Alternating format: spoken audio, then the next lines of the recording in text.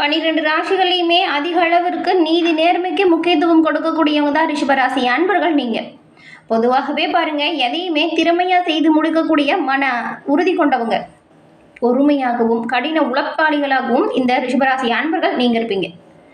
அழகு, இந்த கலைநயம் கொண்டவங்க நீங்கள். ஏன்னா சுக்கிரன் உங்கள் ராசி அதிபதிங்கிறதுனால நீங்கள் எப்பவுமே அழகிலுக்கு முக்கியத்துவம் தரக்கூடிய நபர்களாக இருப்பீங்க. சரியான நேரத்தில் புத்திசாலித்தனமாக செயல்படுவீங்க. உங்களுக்கு நல்ல ஒரு ஞாபக சக்தி இயற்கையிலேயே இருக்கும். பொருள் சார்ந்த செல்வத்தையும் ஆடம்பரமான வாழ்க்கை முறையும் உங்களுக்கு ரொம்பவுமே பிடிக்கும். பொதுவாக நீங்கள் கோபப்பட மாட்டீங்க, அமைதியாக தான் இருப்பீங்க. ஆனால் கோபம் வந்துட்டா அந்த கோபம் ரொம்பவுமே தீவிரமானதாக இருக்கும். விஸ்வாசம் மற்றும் ஒரு உடைமை குணம் கொண்டவங்க தான் ரிஷபராசி அன்பர்கள். நீங்கள் உங்களுக்கு சுக்கிரன் ராசி அதிபதி அப்படிங்கிறதுனால எந்த ஒரு விஷயத்துலையுமே நீங்கள் திறமைகளை வெளிக்காட்டக்கூடியவங்களா இருப்பீங்க.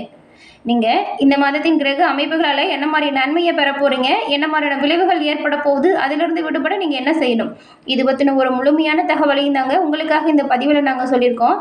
இந்த பதிவு ரிஷபம் ராசி அன்பர்கள் நீங்கள் பயன்பெறும் வகையில் இருக்கும். அதனால் ஸ்கிப் பண்ணாமல் முழுமையாக பாருங்கள். நீங்கள் இப்போ தான் ஃபர்ஸ்ட் டைம் நம்மளோட சேனலை பார்க்குறீங்க அப்படின்னா மறக்காமல் நம்மளோட சேனலை சப்ஸ்கிரைப் பண்ணி வச்சுக்கோங்க. ரிஷபராசி அன்பர்கள் விநாயகர் மற்றும் சாய்பாபா இவங்களை வியாழக்கிழமையில் தொடர்ந்து வழிபட்டு வருவதன் மூலம் நன்மைகளையும் நல்ல ஒரு முன்னேற்றத்தையும் பெற முடியும். உங்களுக்கு விநாயக பெருமான் பிடிக்கும் அப்படின்னா ஓம்கம் கணபதியே போற்றி அப்படிங்கிற மந்திரத்தை மறக்காமல் 3 முறை பதிவிடவும் செய்யுங்க. சாய்பாபா பிடிக்கும் அப்படின்னா ஓம்கம் சாய்பாபாவே துணை அப்படிங்கிற மந்திரத்தையும் மறக்காமல் 3 முறை பதிவிடவும் செய்யுங்க. இறைவனின் அருளால் ரிஷபராசி அன்பர்கள் உங்களோட வாழ்க்கையில் நீங்கள் எல்லா விதத்திலுமே நன்மைகள் பெற்று நலமுடன் வாழ வாழ்த்துக்களையும் உங்களுக்காக இறைவனிடம் நாங்கள் பிரார்த்தனையும் செஞ்சுக்கிறோம்.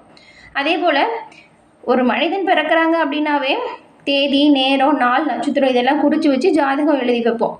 அந்த ஜாதகத்தில் கிரக அமைப்பு எப்படி இருக்குது, எதை மாதிரியான விளைவுகள் உங்களோட வாழ்க்கையில் ஏற்படும் அப்படிங்கிறத நம்ம தெரிஞ்சுக்கலாம். எளிய வகையில் நீங்கள் வீட்டிலேருந்தே ஜாதகத்தை கணிச்சிக்கணும் அப்படின்னு நினச்சிங்கன்னா டிஸ்கிரிப்ஷனில் பாருங்கள், ஜோதிட நம்பர் கொடுத்துருக்கோம். அந்த நம்பருக்கு ஃபோன் பண்ணாலே போதும். எளிய முறையில் உங்களோட ஜாதக கணிப்பை நீங்கள் தெரிஞ்சுக்கலாம். எல்லா வகையிலுமே முன்னேற்றம் பெறக்கூடிய அமைப்பை நீங்கள் ரொம்பவுமே சுலபமாக பெற்றுக்கலாம். அதனால தான் உங்களுக்கு பயன்பெறும் அப்படிங்கிற நம்பிக்கையில் கொடுத்துருக்கோம். டிஸ்கிரிப்ஷனில் இருக்கிற நம்பரை நோட் பண்ணுங்கள். உடனடியாக உங்களோட மொபைல் நம்பரில் அந்த நம்பரை போட்டு உங்களோட ஜாதக கணிப்பு தெரிஞ்சுக்கோங்க. எல்லா வகையிலுமே முன்னேற்றம் பெறக்கூடிய அமைப்பை தவறாமல் யூஸ் பண்ணிக்கோங்க. இந்த ரிஷபராசி அன்பர்களுக்கு இந்த மாதம் கிரக நிலைகள் எப்படி அமைஞ்சிருக்கு, இதனால் என்ன மாதிரியான மாற்றங்கள் ஏற்பட போகுது அப்படிங்கிறத பார்க்கலாம். நீதி நேர்மைக்கு கட்டுப்பட்டவங்க நீங்கள். ஜீவனஸ்தான அதிபதி உங்களுக்கு சனி பகவான். எப்பொழுதுமே உண்மை, உழைப்பு, உயர்வு இதை நம்பக்கூடியவங்களா இருப்பீங்க. சனி மற்றும் புதன் இந்த லக்கணத்துக்கு யோகத்தை தரக்கூடிய அமைப்பில் இருக்கிறாங்க. எப்போவுமே நீங்கள் செய்கிற விஷயத்தில் நன்மைகள் பிறக்க நீங்கள் தொடர்ந்து விநாயக பெருமான தினந்தோறும் வழிபட்டுட்டு செய்யுங்க. நல்ல விஷயங்கள் உங்களோட வாழ்க்கையில் ஏற்படும். வரக்கூடிய தடைகள் அனைத்தும் நீங்கும். கோயிலுக்கே போக முடியல அப்படின்னா கூட உங்களோட வீட்டு பூஜை அறையில் கூட தீபமேற்றி விநாயக பெருமான மனம் வர வழிபட்டுட்டு அன்றைய தினத்தை தொடங்கி பாருங்கள். நன்மைகளையும் நல்ல ஒரு முன்னேற்றத்தையும் நீங்கள் பெறுவீங்க. இப்போ கிரக அமைப்பு அப்படின்னு பார்த்தா சூரிய பகவான் வந்து துலாம் ராசியில் இருக்காரு. அதே போல் புதன் விருச்சிக ராசியிலையும் சுக்கிரன் கன்னி ராசியிலையும் இருக்காங்க. குரு பகவான் கடகத்திலையும், சனி பகவான் மீன ராசியிலையும், ராகு பகவான் கும்ப ராசியிலையும், கேது பகவான் சிம்ம ராசியிலையும் இந்த மாதம் முழுவதும் இருக்க போகிறாங்க. இந்த அமைப்புகளை பார்த்த வரைக்கும் பார்த்தா இந்த மாதம் ரிஷபராசி அன்பர்கள் உங்களுக்கு கலவையான பலன்கள் கிடைக்கக்கூடிய யோகம் அமைஞ்சிருக்கு. தொழில் ரீதியாக பார்த்தா இது ஒரு நல்ல நேரம் அப்படின்னு கூட சொல்லலாம். உங்கள் ராசி அதிபதி வந்து சுக்கிரன் இருக்கார் இல்லையா, அவர் 6ஆம் வீட்டின் தன்னோட சொந்த ராசியில் சஞ்சாரம் செய்கிறாரு. நீங்கள் இதுவரைக்கும் ஏற்பட்டிருந்த தடைகளை எல்லாமே தாண்டி உங்களுக்கு வரக்கூடிய எல்லா விஷயத்தையுமே அன்றாட பணிகளை கூட சிறப்பாக நிர்வாகம் செஞ்சு நன்மையை பெறக்கூடிய அமைப்பு உங்கள் ராசி அதிபதியால் ஏற்பட போகுது. முதல் 2 வாரம் இந்த மாதத்தில் ரொம்பவுமே நல்லா இருக்குன்னு கூட சொல்லலாம். இப்போ நீங்கள் செய்கிற எல்லா விஷயத்திலுமே நன்மை, நல்ல ஒரு மேன்மை பெற முடியும். ஏன்னா 6ஆம் வீட்டிற்கு சூரிய பகவான் 16ஆம் தேதி வரைக்கும் இருக்கிறதுனால போட்டியாளர்களோட ஆதிக்கம் கொஞ்சம் உங்களுக்கு குறைவாக இருக்கும். நீங்கள் சிறப்பாக செயலாற்றக்கூடிய யோகம் உண்டாகும். சுக்கிரன், இந்த சூரியன், இந்த 2 கிரக அமைப்புமே உங்களுக்கு ரொம்பவுமே சிறப்பான பலனை முதல் 2 வாரத்தில் கொடுக்க இருக்கு. அதனால் எந்த ஒரு நல்ல விஷயமா இருந்தாலும் அதை முதல் 2 வாரத்தில் செஞ்சுக்கோங்க. நன்மையை நீங்கள் பெற முடியும். 3ஆவது வாரத்திலிருந்து உங்களுக்கு வந்து எல்லா விஷயத்திலுமே கவனமாக இருக்கணும். கவனம் முழுவதுமாக செலுத்தணும். ஏன்னா 7ஆம் வீடு கூட்டாண்மையை குறிக்கும். கூட்டாண்மையில் சில பிரச்சனைகள் வரக்கூடும். இங்கே பாருங்கள், செவ்வாய் மாதம் முழுவதும் தன்னோட சொந்த ராசியிலே இருக்கிறாரு. அவரோட சூரியனும் சுக்கிரனும் இருக்கிறாங்க. உங்கள் தனிப்பட்ட மற்றும் தொழில்முறை உறவுகளுக்கு நீங்கள் வந்து சில சர்ச்சைகளில் ஈடுபடக்கூடிய வாய்ப்பை இது கொடுத்துரும். முதல் 2 வாரம் சூரியனும் சுக்கிரனும் ரொம்பவுமே சிறப்பான அமைப்பு தராங்க.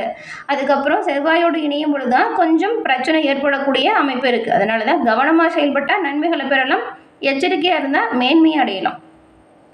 தொழில் உத்தியோகம் எப்படி நடக்கும் அப்படின்னு பார்த்தா, இந்த மாதம் 2வது வாரம் வரைக்கும் உங்களுக்கு நல்ல நேரம் தானே. அதனால் நீங்கள் தொழில் உத்தியோகத்தில் எந்த அளவுக்கு வளர்ச்சியை பெறணும் அப்படின்னு நினைக்கிறீங்களோ அதற்கான செயல்பாடுகளை தொடங்க ஆரம்பிச்சிடுங்க இப்போவே. நீங்கள் செய்கிற எல்லா விஷயத்துலையுமே நன்மையும் நல்ல ஒரு முன்னேற்றம் இருக்கும். யோசித்து சிந்திச்சு செய்யுங்க, நன்மையை பெறுவீங்க. 3வது வாரத்திலிருந்து நீங்கள் கூடுதலாக நேரம் எடுத்து உங்களோட வேலையை செய்யணும். உங்களோட வாடிக்கையாளர் கூட்டாளிகள் தொடர்பான பொறுப்பு ஏதாவது இருந்தாலும் சரி, அவங்கக்கிட்ட ஏதாவது நீங்கள் வேலை வாங்கணுன்னாலும் சரி, அனுசரித்து விட்டு கொடுத்து போனால் நல்லது. நிர்வாகத்தின் மேல் எந்த ஒரு பிரச்சனையும் வராமல் பார்த்துக்கோங்க. அலுவலகத்தில் உங்களோட நிலை மேம்பட்டு காணப்படும். 10ஆம் வீட்டில் ராகு இருக்கிறதுனால இந்த மாதம் உங்களுக்கு சில நல்ல வாய்ப்புகளும் வரும். ரொம்பவுமே பயப்பட வேண்டிய தேவையில்லை, எச்சரிக்கையாக இருக்கணும். அதுதான் இந்த மாதம் உங்கள் உத்தியோக இடம் அல்லது இருப்பிடத்தில் ஏதாவது மாற்றம் வரலாம். மற்றவங்களோட வேலையில் மட்டும் இந்த ரிஷபராசி அன்பர்கள் இந்த மாதம் தலையிடாமல் இருந்தால் நல்லது. ஏன்னா அது அவங்களோட வேலையும் சரி, இப்போ நீங்கள் போய் தலையிட்டிங்கன்னா நீங்களே அதை முழுசாக முடிக்க வேண்டிய சூழ்நிலையை கொடுத்துரும். முடிஞ்ச அளவுக்கு உங்களுக்கு என்ன பண்ணி கொடுத்துருக்காங்களோ அதை சிறப்பாக செய்யணும் அப்படின்னு கவனமாக செய்யுங்க. மற்றவங்களோட வேலையில் எந்த காரணத்துக்காகவும் தலையிடாதீங்க. குடும்ப உறவுகள்லையுமே தாங்க உங்களோட பிரச்சனைகளை நீங்களாக சரி செய்ய பாருங்கள். ஏதாவது பிரச்சனை வந்தால் தைரியமாக எதிர்கொண்டு நன்மை பெறக்கூடிய யோகம் இருக்குது. ஆனால் 3ஆம் தவறின் தலையீடு மட்டும் உங்களோட குடும்ப விஷயத்தில் ஆகவே ஆகாது. கவனமாக இருக்குது அந்த விஷயத்தில். நிதி நிலைமையை பொறுத்த வரைக்கும் இந்த மாதம் உங்களுக்கு ஒரு நல்ல நேரம் அப்படின்னு கூட சொல்லலாம். ஏன் அப்படின்னா, இவ்வளோ கஷ்டம் இருந்தாலுமே 11ஆம் வீட்டில் சனி இருக்கிறதுனால வருமானத்தில் எந்த ஒரு குறைவும் ஏற்படாது. சனி பகவான் இருக்கக்கூடிய அம்சம் வருமானத்தை அதிகரிக்கக்கூடிய யோகத்தை தராரு. ஆனால் அதே நேரத்தில் நீங்கள் பொழுதுபோக்கு அல்லது குழந்தைகளின் ஆரோக்கியம், இந்த கடனை திருப்பி செலுத்துறது, இதில் இந்த விஷயத்தில் பணத்தை செலவு செய்வீங்க. 4ஆம் வீட்டில் கேது இருக்கிறதுனால வாகனங்கள் மேலேயோ வீட்டு மேலேயோ ஒரு சின்ன சின்ன செலவு வர மாதிரி இருக்குது. ஆனால் சொத்து விஷயம் அப்படின்னா ரொம்பவுமே நீங்கள் கவனமாக தான் இருக்கணும்.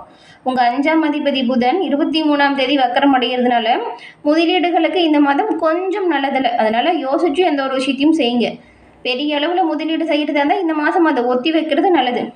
இப்போ தொழில் வியாபாரம் எப்படி இருக்கோ அது சிறப்பான முன்னேற்றத்தை பெறக்கூடிய அமைப்பில் தான் இருக்குது. அதை அப்படியே நீங்கள் கண்டினியூ பண்ணிக்கோங்க. பெரிய அளவில் முதலீடு செய்கிறத தவிர்த்துடுங்க. 3ஆம் நபரின் ஆலோசனை, 3ஆம் நபரின் தலையீடு இதெல்லாம் பேராசையை தூண்டுவாங்க. இப்போது இந்த காலகட்டம் உங்களுக்கு சிறப்பாக இல்லை. அதனால் புதுசாக எதையும் செய்கிறத விட இருக்கிறது எப்படி மேம்படுத்தலாம் அப்படின்னு கவனம் செலுத்துங்க. உடல் ஆரோக்கியத்தை பொறுத்த வரைக்கும் இந்த மாதம் உடல் அமைப்பெல்லாம் நல்லா தான் இருக்குது. நீங்கள் உடல்நல பிரச்சனையில் ஏதாவது இப்போ இருந்தால் கூட அதுலேருந்து மீண்டு வரக்கூடிய யோகம் இருக்குது. இந்த மாதம் பெரிய அளவில் எந்த ஒரு உடல்நிலை பிரச்சனையும் வராது. உங்கள் ராசியாதிபதி சுக்கிரன் தன்னோட சொந்த ராசியில் சஞ்சாரம் செய்கிறாரு. அதுக்கப்புறம் 4வது வாரத்தில் சுக்கிரன் 7ஆம் வீட்டுக்கு செவ்வாய் மற்றும் சூரியனோடு சேரும் பொழுது உங்களுக்கு ஒரு சிலருக்கு வேணால் இந்த சிறுநீரகம் சம்மந்தப்பட்ட உடல் உபாதைகள் வரலாம். அதுவும் உடனடியாக மருத்துவர் அணுகிறதால பிரச்சனையிலிருந்து விடுபடலாம். பெரிய அளவில் எந்த ஒரு பாதிப்பும் ஏற்படாது, கவலைப்பட தேவையில்லை. இந்த யோகா தியானம் செய்யுங்க, மன அமைதி இருக்கும். வணிகம் தொடர்பாக பார்த்தா வியாபாரிகளுக்கு இந்த மாதம் வியாபாரம் கொஞ்சம் சாதாரணமாக எப்பயும் போல தான் இருக்கும். நீங்கள் அதிக முதலீடு செய்கிறத குறைச்சிக்கிட்டா நல்லது. நீங்கள் முதலீடு செய்யும் பொழுதே கவனமாக இருக்கணும். சரியான ஆராய்ச்சி இல்லாமல் புதிய முதலீடை செய்யாதீங்க. செய்யாமல் இருக்கிறது நல்லது.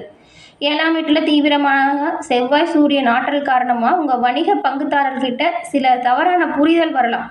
தேவையற்ற வாக்குவாதத்தை நீங்கள் தவிர்த்தால் நன்மைகள் பெறலாம். முடிஞ்ச அளவுக்கு இந்த மாதம் குடும்பம், தொழில், வியாபாரம் செய்கிற எல்லா இடத்துலையுமே ரிஷபராசி அன்பர்கள் வீண் வாக்குவாதத்தை தவிர்த்தா நன்மையை பெறலாம். இது முக்கியமான ஒரு விஷயம், மைண்டில் வச்சுக்கோங்க. மாணவர்களுக்கு இது ஒரு நல்ல நேரமாக இருக்குது. அதே போல் ஆசிரியர்களோட ஒத்துழைப்பு உங்களுக்கு கிடைக்கும். நீங்கள் விரும்பிய இடத்துல சேர்க்கை உண்டாகும். மாணவர்களுக்கு சொல்லப்போனால் ரொம்பவும் சிறப்பான அம்சம். உங்களோட முயற்சியை கைவிடாதீங்க, தொடர்ந்து முயற்சி செய்யுங்க. விரும்பிய பாட முடிவுகள் கிடைக்கும். தீவிரமாக முயற்சி செஞ்சால் நல்ல மதிப்பெண்ணையும் நீங்கள் பெற முடியும். இந்த மாதம் ஏற்படக்கூடிய அனைத்து நன்மைகளும் உங்களுக்கு கிடைக்கவும் கெடு பலன்களிலிருந்து விடுபடவும் நீங்கள் அந்த விஷயத்தை செய்யுங்க, நன்மையை பெறலாம். அது என்ன அப்படின்னு பார்த்தா, லாபத்தை அதிகரிக்க சனிக்கிழமையில் கருப்பு எள் அல்லது கடுகு எண்ணெய் தானம் செய்யுங்க, நன்மை உண்டாகும். வீட்டில் அமைதி மற்றும் சந்தோஷம் நீடிக்க விநாயகரை தினம்தோறும் வழிபாடு செய்யுங்க. செவ்வாய்க்கிழமையில் ஹனுமன் சாலிசா படிக்கிறதும் அனுமனை மனமாற வழிபடுறதும் உங்களுக்கு பலம் மற்றும் நல்ல ஒரு துணிச்சலை ஏற்படுத்தும் இறை வழிபாடாக அமையும். வெள்ளிக்கிழமையில் லட்சுமி தேவியை வழிபட்டு வருவதன் மூலம் சிறந்த உடல் ஆரோக்கியத்தையும் வெற்றிக்காக அனைத்து அமைப்புகளையுமே நீங்கள் பெற முடியும். இறைவனின் அருளால் எல்லா வகையிலுமே நன்மை கிடைக்கப்பெற்று நலமுடன் வாழ வாழ்த்துக்களை உங்களுக்கு தெரிவிச்சுக்கிறோம். என்ன நேயர்களே, இந்த பதிவு நீங்கள் பயன்பெறும் வகையில் அமைஞ்சிருக்கும்னு நினைக்கிறோம். மறக்காமல் சப்ஸ்கிரைப் பண்ணி வச்சுக்கோங்க. தொடர்ந்து பார்த்தமைக்கு நன்றி நேயர்களே.